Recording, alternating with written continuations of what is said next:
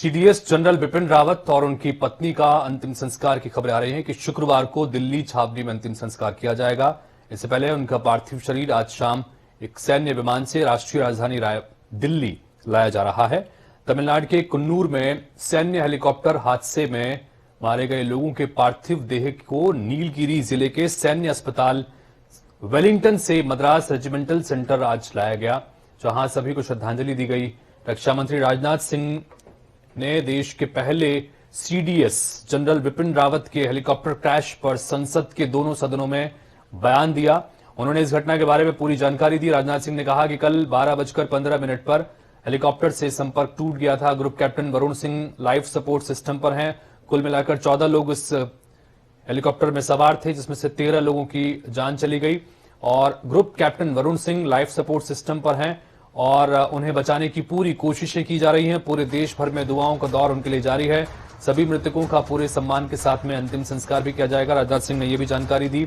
साथ ही उन्होंने आगे बताया कि हादसे के बाद तुरंत रेस्क्यू ऑपरेशन शुरू किया गया, लेकिन बचाने में कामयाबी नहीं मिल पाई। रक्षा मंत्री राजनाथ सिंह ने मृतकों के परिजनों के प्रति संवेदना जताई। उन्होंने कहा कि सभी पार्थिव शरीर को शाम तक दिल्ली लाया जाएगा और इसके बाद विमान ने सुलूर से उड़ान भरी है और अब से कुछ देर बाद दिल्ली शवों को लाया जा रहा है। और जानकारी यह भी है कि प्रधानमंत्री नरेंद्र मोदी भी पालम एयरबेस पर जा सकते हैं। तमिलनाडु के कुन्नूर में क्रैश हुए हेलीकॉप्टर में सीडीएस जनरल बिपिन रावत और उनकी पत्नी समेत 13 सैन्य अधिकारियों का निधन हुआ। हेलीकॉप्टर में 14 लोग सवार थे, जिनमें एक जीवित बचे हैं। वायुसेना के ग्रुप कैप्टन वरुण सिंह, इनका इलाज जारी है। देवरिया के रहने वाले वरुण सिंह गंभीर रूप से जख्मी हैं। अदानी के हेलीकॉप्टर हादसे में सीडीएस जनरल बिपिन रावत शहीद हुए। उनकी पत्नी मधुलिका रावत का भी निधन हुआ। इस हादसे में ब्रिगेडियर LS लिद्दर भी शहीद हुए हैं। Lieutenant colonel Harjinder Singh, wing commander Prithvi Singh Chauhan, जो कि MI-17 हेलीकॉप्टर उड़ा रहे थे, साथ ही स्क्वाड्रन लीडर कुलदीप सिंह राव भी शहीद हुए हैं, जो राजस्थान के झुंझुनू के रहने वाले थे। इनके अलावा नायक गुरसेवक सिंह, नायक जितेंद्र कुमार, लांस नायक विवेक कुमार और लांस नायक B साई तेजा भी शहीद हुए। वहीं junior warrant officer Rana Pratap Das, जो कि उड़ीसा के रहने वाले हैं, वो भी शहीद हुए हैं। इसी तरह से junior warrant officer A Pradeep, जो कर्नाटक के रहने वाले हैं, उनका भी निधन हुआ और हवलदार सतपाल भी इस हादसे में शहीद हुए।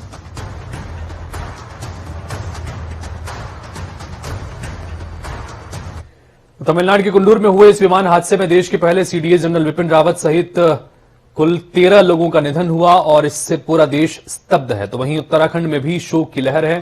सीडीएस बिपिन रावत के पैतृक गांव सैन गांव में जनरल बिपिन रावत के चाचा भरत सिंह रावत से बातचीत की गई। सीडीएस बिपिन रावत के चाचा भरत सिंह रावत का ये कहना है कि जनरल साहब बड़े सौम्य स्वभाव के व्यक्ति थे। गांव में अक्सर वो आया करते थे। गांव में अस्पताल, स्कूल और सड़क के साथ पानी की व्यवस्था कराने की भी बातें उन्होंने लगातार कही। ज्यादा व्यस्तता के चलते गांव में उनका आना जाना कम ही हो पाता था। पूरा क्षेत्र इस सीडीएस जनरल बिपिन रावत के आकस्मिक निधन से दुखी है। सबसे पहले तो मकान लगाना चाहते थे वो और सड़क लाना चाहते थे गांव में। उसके बाद प्लांटेशन करना चाहते थे, फल फ्रूट्स के पेड़ लगाना चाहते थे और पलायन को रोकना चाहते थे। लास्ट बार कब गांव में आए और क्या क्या बातें हुई आपकी? 2018 में लास्ट अप्रैल में आए थे और गांव के विकास के बारे में क्या क्या किया जाए, एक स्कूल, एक हॉस्पिटल का भी बताया था उन्होंने। तो गांव के विषय में हमेशा बात करते थे कि किस तरह से गांव में समृद्धि लाई जाए, कैसे करके पलायन को रोका जाए, कैसे करके सबको खुशहाल किया जाए। उत्तराखंड विधानसभा के शीतकालीन सत्र के पहले दिन सदन में दिवंगत सीडीएस जनरल बिपिन रावत को आज श्रद्धा सुमन अर्पित किए गए और इसी के साथ सभी ने शोक संवेदना प्रकट की। वहीं हरिद्वार विधायक और भाजपा के प्रदेश अध्यक्ष मदन कौशिक ने सदन के भीतर सरकार से मांग की कि उत्तराखंड में निर्माणाधीन सैन्य धाम या राज्य की किसी यूनिवर्सिटी का नाम जनरल बिपिन रावत के नाम पर रखा जाए, जिससे शहीद जनरल बिपिन रावत को हमेशा के लिए याद रखा जा सके। आज हमने पूरा का पूरा सत्र जो है जनरल बिपिन रावत जी को समर्पित किया है। श्रद्धांजलि आज निश्चित रूप से ऐसे सपूत जिन्होंने माँ भारती का और हमारे उत्तराखंड का गौरव बढ़ाने का काम किया, हमेशा उन्होंने संपूर्ण जीवन भर केवल और केवल माँ भारती की सेवा की, वो हमारे गौरव थे। और जो काम उन्होंने किए हम उनको कभी भुला नहीं सकते। उत्तराखंड राज्य को बहुत अपूर्णीय क्षति हुई है, वैसे तो पूरे भारतवर्ष को हुई है। पूरी हमारी सेना के लिए जो काम उन्होंने किया था, देश के लिए किया था, आने वाली पीढ़ियों के लिए किया था, वो हमेशा याद आएंगे और निश्चित रूप से वो हमेशा हमारे स्मरण में रहेंगे। हम उनके बताए हुए रास्तों पर चलेंगे। मैंने कहा है कि जनरल CDS रावत जिन्होंने देश के लिए एक उत्कृष्ट सैनिक के रूप में काम किया है, आज वो उनकी पत्नी 11 अन्य हमारे सैन्य अधिकारी जो इस दुर्घटना में जिनका बलिदान हुआ है, उनके प्रति श्रद्धांजलि अर्पित करते हुए मैंने कहा है कि चूंकि उत्तराखंड में उनका जन्म हुआ था और उनकी इच्छा ये थी कि वो उत्तराखंड में रहें, ऐसे प्रेरणा जो युवाओं के प्रेरणा के रूप में उनको सारा हमारा युवा देखता है, ऐसे जनरल रावत के नाम पर राज्य में कोई विश्वविद्यालय, मैंने उस शिक्षा मंत्री जी मेरे साथ हैं, मैंने इनसे कहा है कि कोई ऐसी यूनिवर्सिटी उनके नाम पर हो। जो सैन्य धाम हम बना रहे हैं, सैन्य धाम का नामकरण, तो इस प्रकार मैंने सरकार से एक मांग की है। जनरल बिपिन रावत के निधन के बाद उत्तराखंड शोक में डूब गया है। वहीं कांग्रेस ने अपने तमाम कार्यक्रमों को 3 दिन के लिए रद्द कर दिया है। आज कांग्रेस कार्यालय में शोक सभा का आयोजन भी किया गया, जिसमें chief of defence staff general Bipin Rawat को कांग्रेस के वरिष्ठ नेताओं की तरफ से श्रद्धांजलि दी गई। पूर्व सीएम हरीश रावत ने कहा कि CDS बिपिन रावत का यूं चले जाना देश के साथ साथ प्रदेश के लिए भी अपूरणीय क्षति है। ऐसे में मेरा निवेदन है कि कृपया श्रद्धांजलि की भी अपूरणीय क्षति है। उत्तराखंड के घाव में भावना का घाव है। देश ने अपने एक बहुत बड़े रणनीतिकार को, एक बड़े जर्नल को खोया है, तो उत्तराखंड ने अपने एक ऐसे बेटे को खोया है जो बेटा उनके सामूहिक गौरव का प्रतीक था। माननीय बिपिन रावत जी एक ऐसी शख्सियत जो भारत के सपूत और उत्तराखंड जिनकी जन्मभूमि रही, निश्चित ही उत्तराखंड के लिए तो एक बहुत बड़ा लॉस है ही है, लेकिन एक राष्ट्रीय क्षति के रूप में हम इसको देखते हैं। हमारी कांग्रेस पार्टी की खासतौर पे, क्योंकि हमेशा जरूरी है कि जब भी कोई इस तरह की घटना होती है तो हम सबका ये फर्ज बनता है कि हम आने वाले समय में उनके दिखाए हुए रास्ते पर मजबूती के साथ बढ़ें। जो क्षति ये हुई है अपूरणीय क्षति है। जनरल बिपिन रावत जी का असमय और अचानक हम सबके बीच से चले जाना, यह सिर्फ हमारे प्रदेश के लिए ही नहीं बल्कि पूरे राष्ट्र की अपूरणीय क्षति है। आगरा के शहीद जवान जो कि इस हेलीकॉप्टर में सवार थे, शहीद जवान के परिवार से भी डिप्टी सीएम केशव प्रसाद मौर्य ने मुलाकात की। उन्होंने परिवार के साथ अपनी संवेदनाएं व्यक्त की और परिजनों को सांत्वना दी। इस दौरान उन्होंने मीडिया से बात करते हुए कहा कि सरकार हर कदम पर इस परिवार के साथ में है। हमारे विंग कमांडर पृथ्वी सिंह चौहान जो आगरा के निवासी भी थे, उनके साथ साथ सेना के हमारे तीनों सेनाओं के जो CDS के रूप में जिम्मेदारी संभाल रहे थे, जनरल बिपिन सिंह रावत और अन्य 13 सैनिकों का देश की सेवा करते हुए कल सर्वोच्च बलिदान के समाचार से देश भी स्तब्ध है, हम लोग भी स्तब्ध हैं। अभी परिवार के सदस्यों से मिलने के लिए गए थे और जो मेरे कार्यक्रम आगरा में थे वो सारे कार्यक्रम आज रद्द कर दिए गए हैं। तो कुन्नूर में CDS बिपिन रावत के साथ हेलीकॉप्टर क्रैश हादसे में आगरा के विंग कमांडर पृथ्वी सिंह चौहान भी शहीद हुए। पृथ्वी सिंह चौहान दयालबाग के शरण नगर के रहने वाले थे। विंग कमांडर के शहीद होने की खबर पर उनके घर पर लोगों की भीड़ लग गई। घर वालों का सिवा जाहिर सी बात है कि इस हादसे के बाद बुरा हाल है। न्यू आगरा थाना अंतर्गत शरण नगर निवासी सुरेल सिंह के इकलौते बेटे थे पृथ्वी सिंह चौहान। हेलीकॉप्टर क्रैश का जो हादसा हुआ इसमें वे CDS बिपिन रावत के साथ ही सवार थे।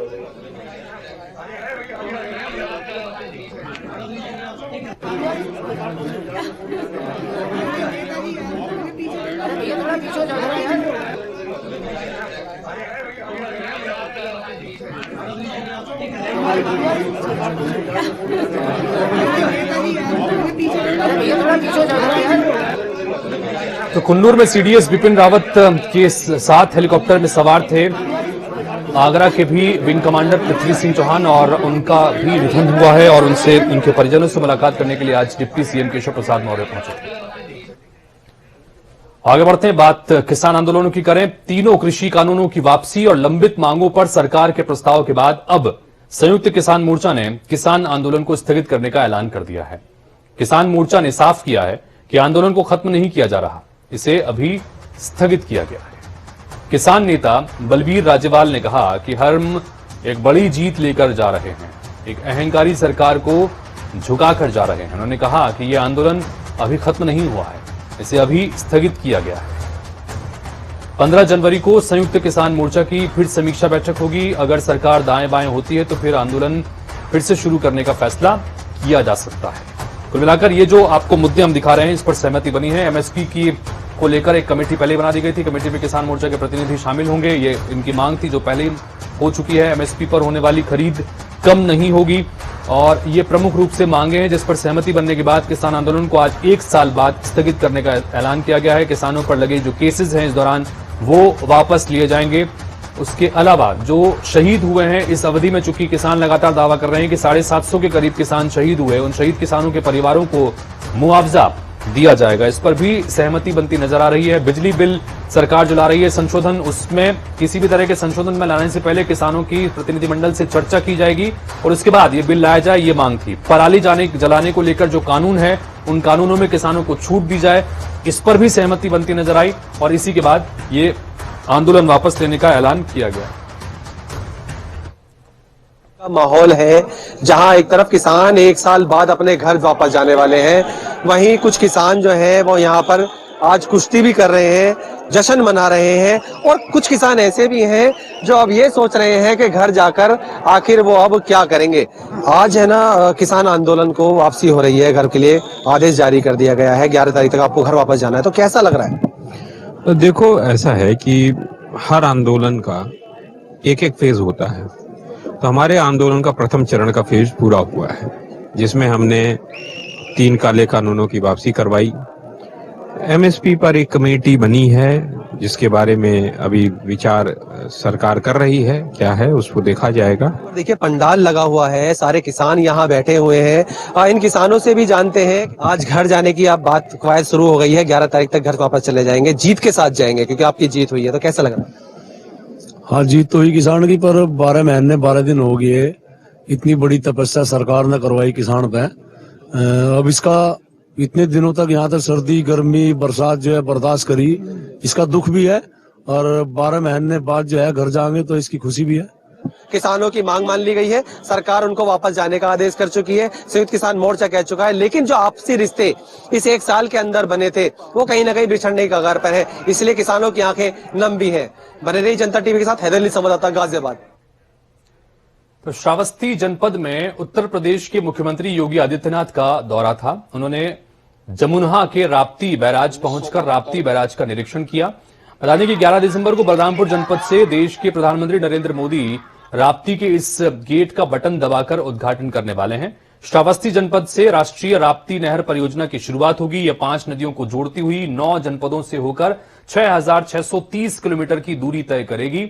ये उत्तर प्रदेश की सबसे बड़ी नहर बैराज से माना जा रहा है और 6630 किलोमीटर की दूरी तय करने के बाद 30 लाख से अधिक किसानों को इसका सीधा फायदा होगा, जहां जहां से ये नहर गुजरेगी और किसानों की आय इससे दोगुनी होगी, ऐसी उम्मीद की जा रही है। मुख्यमंत्री योगी आदित्यनाथ ने कहा कि पिछली सरकारों की वजह से इस पर काम पूरा नहीं हो सका था, लेकिन अब परियोजना पर काम पूरा हो गया, जिसकी शुरुआत 11 दिसंबर से प्रधानमंत्री नरेंद्र मोदी करने वाले हैं। उत्तर प्रदेश के बरेली के आंवला विधानसभा से भाजपा के 5 बार के विधायक रहे श्याम बिहारी सिंह के छोटे बेटे को बदमाशों ने गोली मार दी। क्षेत्र में आयोजित एक भागवत कथा के भंडारे के कार्यक्रम के दौरान पूर्व विधायक के बेटे को गोली मारी गई, जिसके बाद वो चिल्लाते हुए गिर पड़ा। आनंद फानन में घायल को बरेली के रामगंगा अस्पताल में भर्ती कराया गया, जहां का इलाज चल रहा है। वहीं इस मामले में पुलिस ने अज्ञात के खिलाफ मामले में शिकायत दर्ज की है। पीड़ित परिवार ने किसी भी तरह की रंजिश से भी इनकार किया है।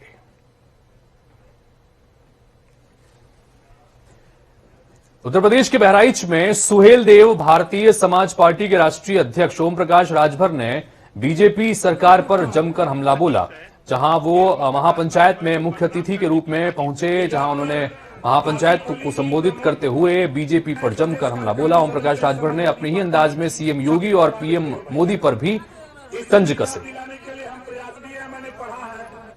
इनके साड़ से, योगी जी के साड़ से किसान परेशान है, ठीक है। अभी मेरे घर के बगल में मौर्या जी थे, उनका 8 बिस्सा कलह चढ़ गया। हमको फोन करके हमको डांट रहे हैं। तो हमने कहा कि पिछली बार वोट किसको दिया था, कहा भाजपा को। हम कहे इस बार कहा डंडा लेके दौड़ाएंगे, इस बार अगर आ गए। हमारा 8 बिस्सा कल चढ़ गए, हम बच्चों की फीस कैसे देंगे।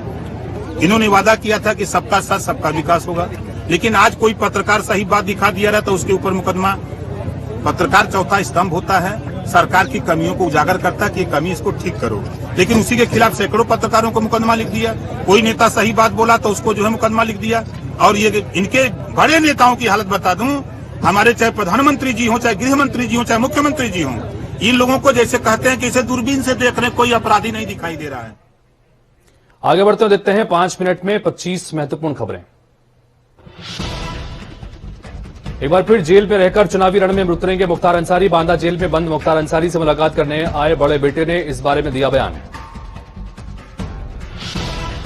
लखनऊ पुलिस कमिश्नरेट में निरीक्षकों के तबादले हुए हैं। राकेश कुमार प्रभारी निरीक्षक थाना तालकटोरा बनाया गया है, तो वहीं अशोक कुमार को सरोज पुलिस लाइन की जिम्मेदारी सौंपी गई है।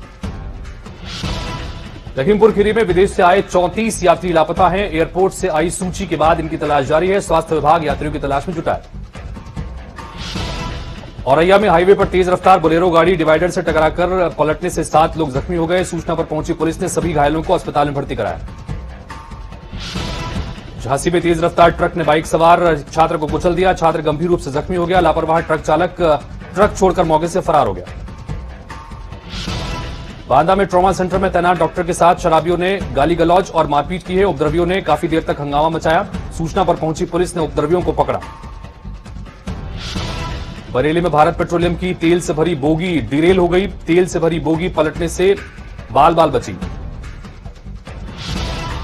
इलाहाबाद विश्वविद्यालय प्रशासन ने कोविड काल के दौरान यूनिवर्सिटी बंद होने के बावजूद हॉस्टल में रहने वाले 1097 छात्रों को बकाया फीस जमा करने का नोटिस जारी किया है। यूनिवर्सिटी के फरमान से छात्रों में रोष है।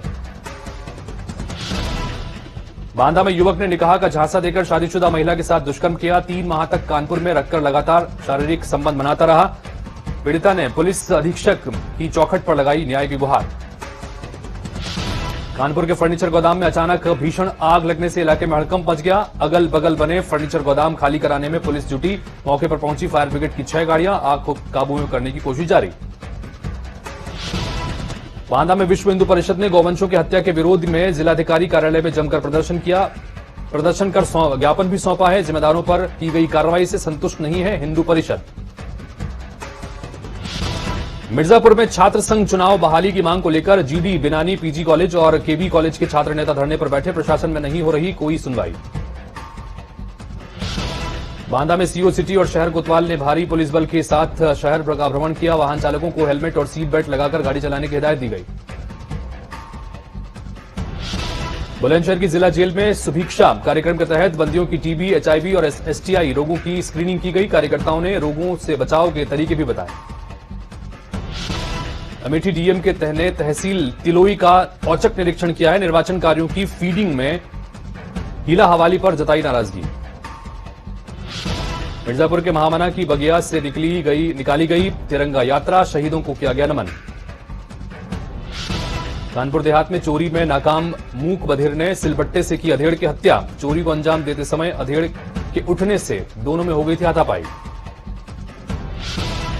आगरा में पूर्व ब्लॉक प्रमुख सुग्रीव चौहान सहित 11 नामजद लोगों पर लूट, तोड़फोड़ और हमले का मुकदमा दर्ज। पूर्व मंत्री और पूर्व ब्लॉक प्रमुख समर्थकों में मंगलवार को झगड़े के बाद हुआ था बवाल।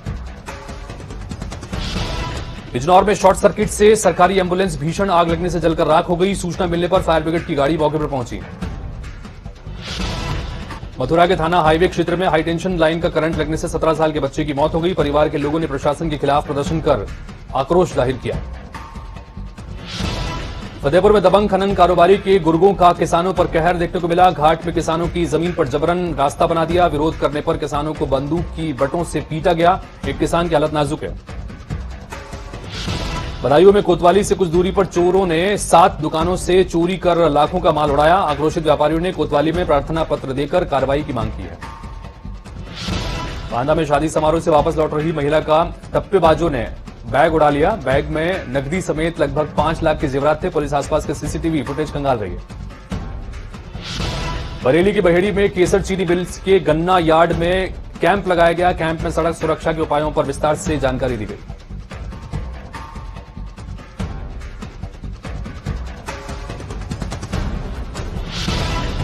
बदायूं में ट्रक की टक्कर से बाइक सवार महिला की दर्दनाक मौत हो गई। पुलिस ने शव कब्जे में लेकर पोस्टमार्टम के लिए भेजा।